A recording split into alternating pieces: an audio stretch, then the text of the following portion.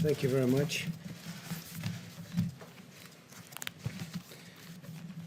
Later this evening, we expect the House to pass Paycheck Protection Program and Healthcare Enhancement Act. I'm grateful that Congress is answering my call to deliver these additional $320 billion in relief for the American worker and for small businesses.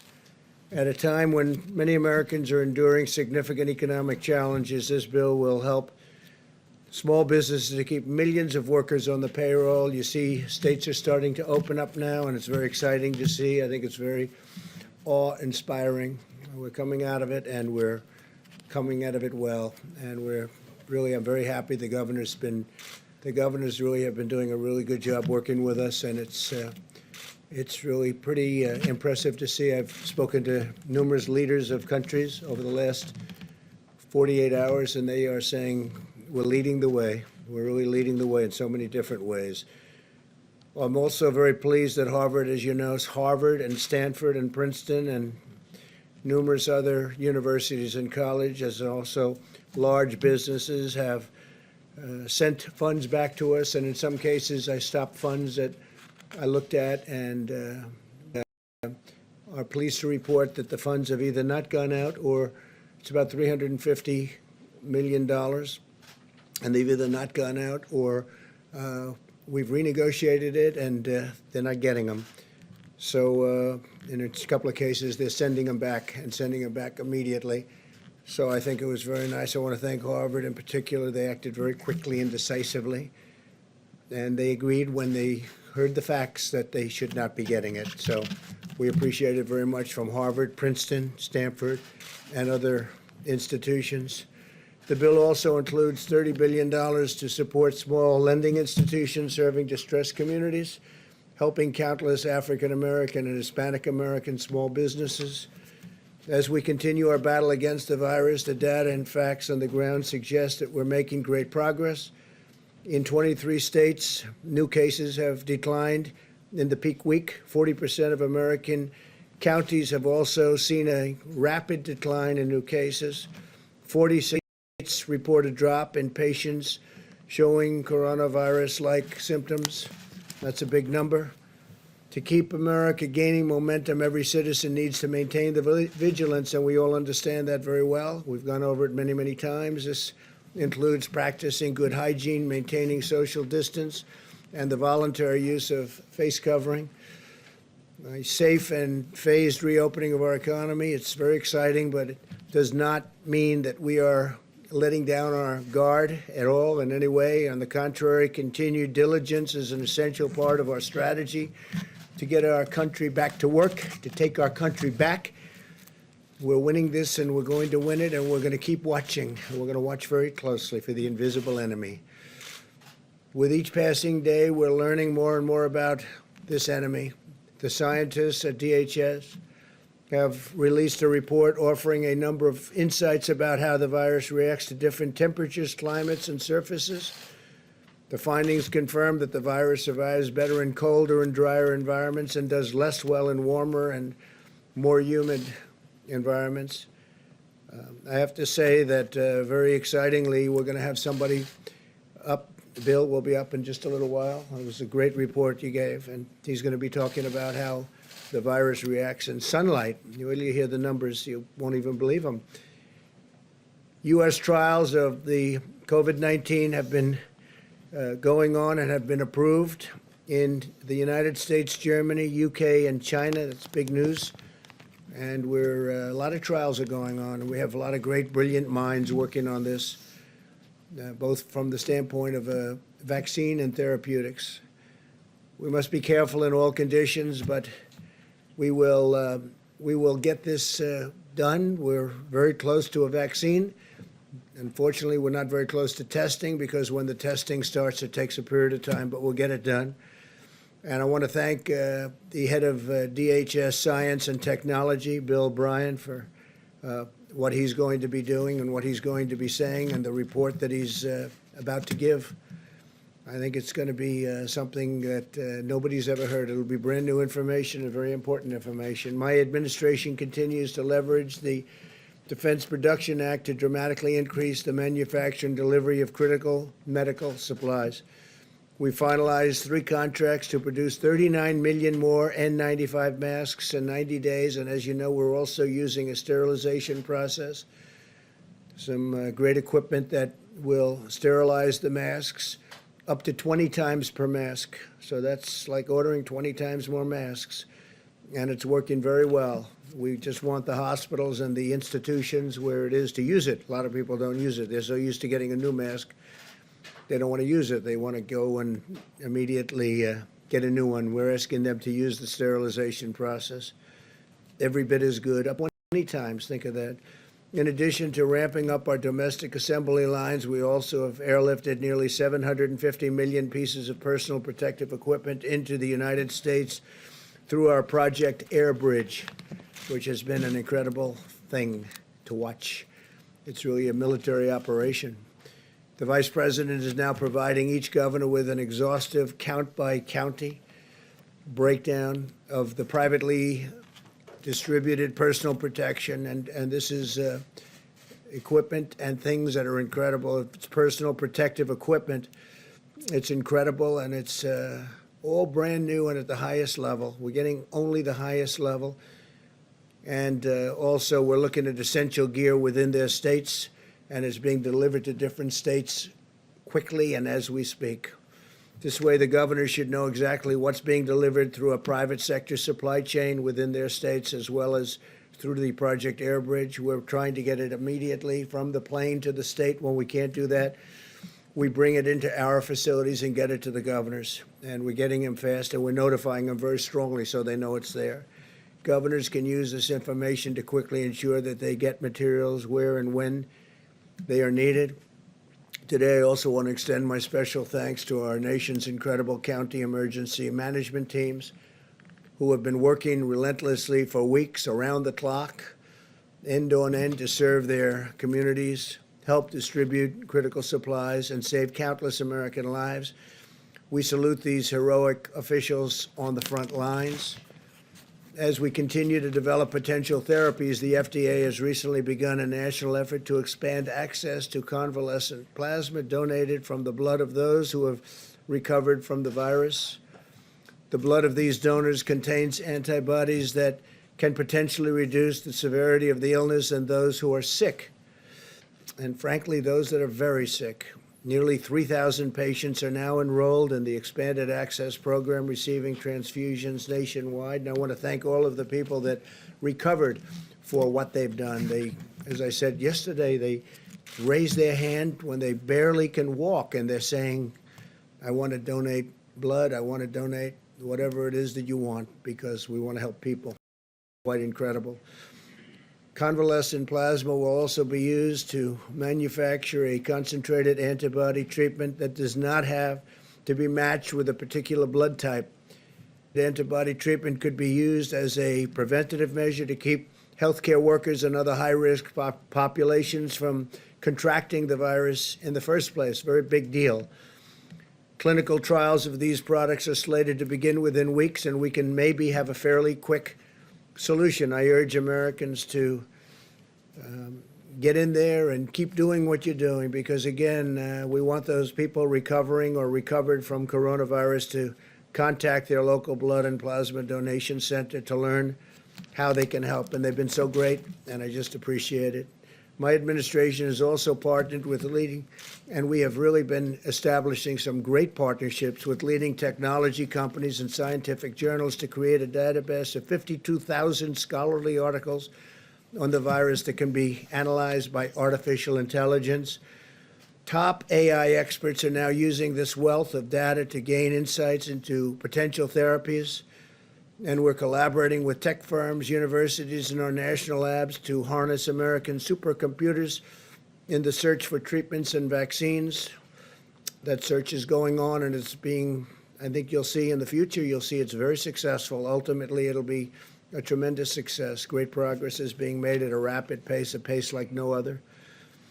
We have every hope that with the full might and resources of American science and technology, and with the courage and devotion of the American people who have been so incredible, we will end this plague and together we will restore the full measure of American strength and power and prosperity. Our country is going to do fantastically well. You see what's going on. There is a pent-up demand in our country to get it back right where it was and maybe even better, and that's what's going to happen. So with that, I'd like to ask Mike Pence to come up. Vice President, say a few words, please, Mike. Thank you, Mr. President, and good afternoon. Today, the White House Coronavirus Task Force met, and while our hearts are with the families of those who have lost their life to the coronavirus and those who are struggling with serious illness today, our team, led by Dr. Deborah Birx, informs us that the data continues to show promising signs of progress. The New York metro area, New Jersey, Connecticut, Detroit, and New Orleans all appear to be past their peak, and we are seeing consistent declines in hospitalization and cases in regions across the country. Our only conclusion is that we're getting there, America, because the American people have put into practice the President's guidelines of social distancing, because you've been listening and adhering to the guidance of state and local officials. We're making meaningful progress in a very real sense, sparing Americans to be exposed to the coronavirus and in no less extent saving lives.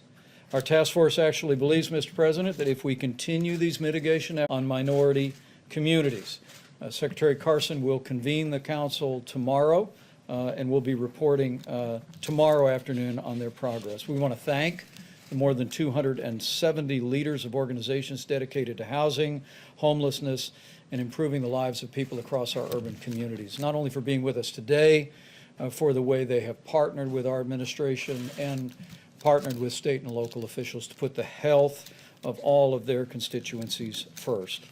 As the President mentioned, you'll receive a report that our task force received formally this week from Bill Bryant of the Science and Technology Directorate at the Department of Homeland Security. He will outline, as the President said, encouraging news about the impact that heat and sunlight have on the coronavirus, which will increase the confidence that we feel about the coming summer. On the subject of testing, at the present moment, we have reports of 4.93 million tests having been performed across America, and encouraging news as states have been engaging commercial labs at a higher level across the country. Yesterday, our commercial lab system did more than 100,000 tests in a single day, so we're beginning to activate all of the capacity. And tomorrow, at the President's direction, our task force will convene a conference call with all of the nation's governors to talk about their progress that they are making on testing, and we're going to hear from governors about the practices that and methods that they are employing to significantly increase testing following our briefing about capacity in laboratories this past Monday.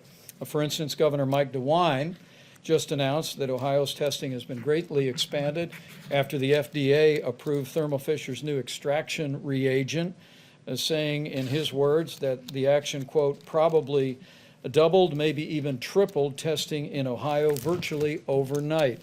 Governor Tim Walz of Minnesota announced, along with the state's healthcare system, the Mayo Clinic, and the University of Minnesota, what he described as a breakthrough for rapid, widespread testing, able to test more than 20,000 people using a molecular test per day. Governor Kim Reynolds of Iowa launched the Test Iowa initiative that will triple testing capacity by partnering with Nomi Health and Domo. She also worked with the University of Iowa hospitals to leverage further capacity.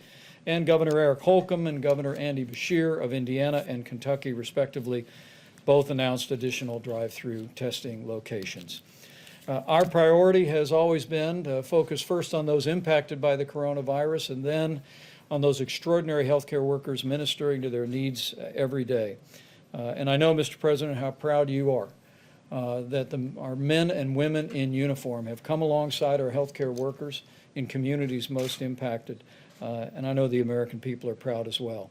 As of today, FEMA reports that 35,000 National Guard have been deployed across the country to aid in our coronavirus response.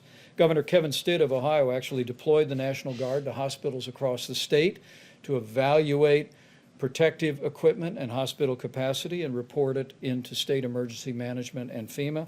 And Governor Greg Abbott of Texas actually mobilized more than 1,200 National Guard and 45 teams to provide greater access to testing. Along with the National Guard, at the President's direction today, more than 4,500 active duty military doctors, nurses, and medical assistants have been deployed across the country. Yesterday, 1,013 medical professionals in our military were actually deployed to 19 hospitals in 7 states to support those amazing healthcare workers. And with 4.4 million more Americans filing for unemployment in the past week, I joined the President in welcoming passage in the House today of the Paycheck Protection Program. It'll support working families, allow small businesses to keep people on the payroll for a period of 2 months. But it also, as the President requested, included $75 billion to assist hospitals across the country. And in that spirit, the President and I will continue to urge states across the country, given the unique burden on hospitals, we are now encouraging states to restart elective surgeries wherever possible, either statewide or on a county-by-county basis. We recognize the role elective surgeries play in finances for local hospitals, and we'll be working with states to enable that. In that vein, Governor Doug Ducey issued an executive order not long ago allowing elective surgeries beginning May 1 for hospitals that meet certain preparedness criteria.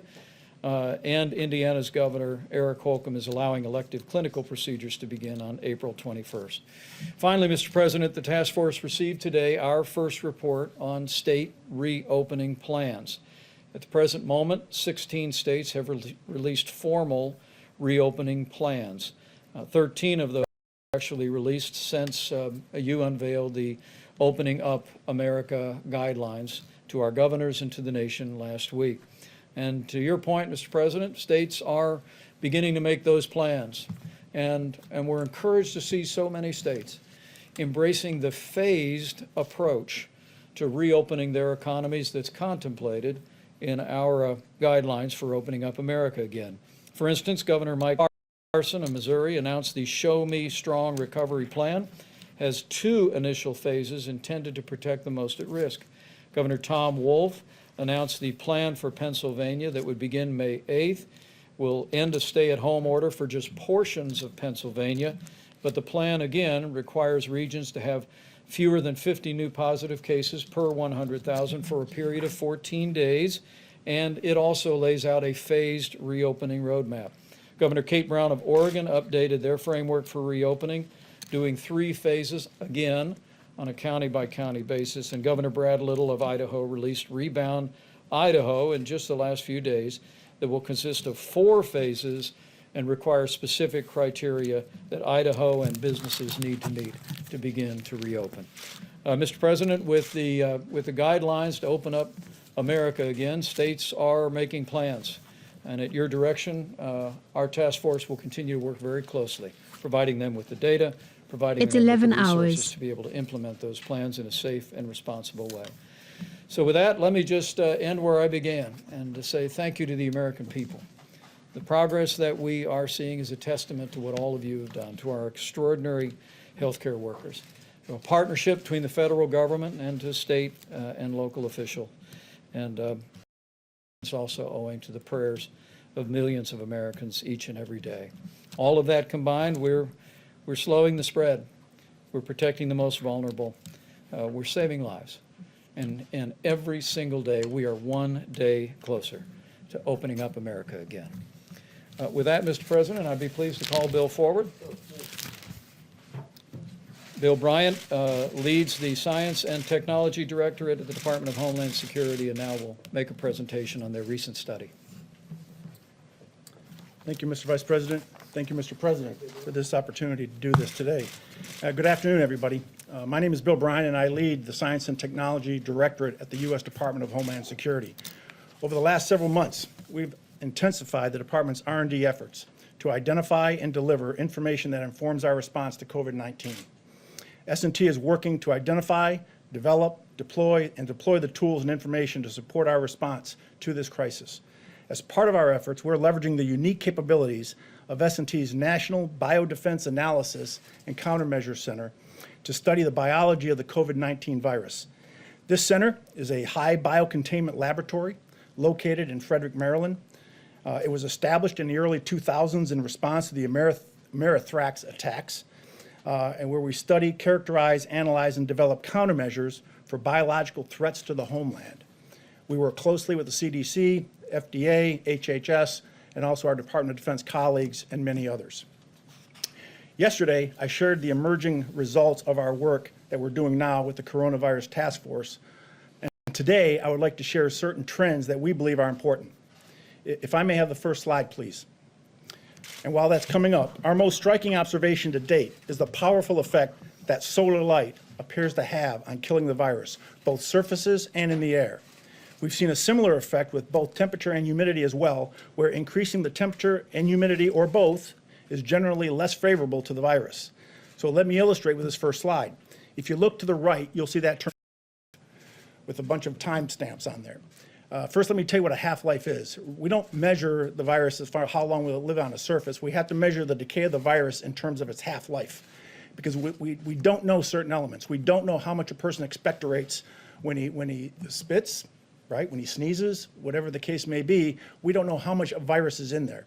So that has a bearing on how long the virus is going to be alive and active. So we measure it in half-life, because half-life doesn't change. So if you look at an 18-hour half-life, what you're basically saying is that every 18 hours, the life of the virus is cut in half. So if you start with 1,000 particles of the virus, in 18 hours, you're down to 500. In 18 hours after that, you're down to 250, and so on. That's important, as I explained on the chart. If you look at the first three lines, when you see the word surface, we're talking about non-porous surfaces, door handles, stainless steel. And if you look at as the temperature increases and as the humidity increases, with no sun involved, you can see how drastically the half-life goes down on that virus. So the virus is dying at a much more rapid pace, just from exposure to higher temperatures and just from exposure to humidity. If you look at the fourth line, you inject the sunlight into that, you inject UV rays into that. The same effects on line 2 at 70 to 75 degrees with 80% humidity on the surface, and look at line 4, but now you inject the sun, the half-life goes from 6 hours to 2 minutes. That's how much of an impact a UV rays has on the virus. The last two lines are aerosols. What does it do in the air? We have a very unique capability. I was discussing this with the president prior to coming out. He wanted me to convey it to you on how we do this. I believe we're the only lab in the country that has this capability. But if you can imagine a Home Depot bucket, a 5-gallon Home Depot bucket, we're able to take a particle, and this was developed and designed by our folks at the NBAC. We're able to take a particle of the virus and suspend it in the air inside of this drum and hit it with various temperatures, various humidity levels, multiple different kinds of environmental conditions to include sunlight. And we're able to measure the decay of that virus while it's suspended in the air. This is how we do our aerosol testing. Johns Hopkins Applied Physics Lab, and we actually developed a larger drum to do actually more testing, and it's 4 times the size of that. So this is the capability that we bring to this effort. So in summary, within the conditions we've tested to date, the virus in droplets of saliva survives best in indoors and dry conditions. The virus does not survive as well in droplets of saliva, and that's important because a lot of testing being done is not necessarily being done, number 1, with the COVID-19 virus, and number 2, in saliva or respiratory fluids.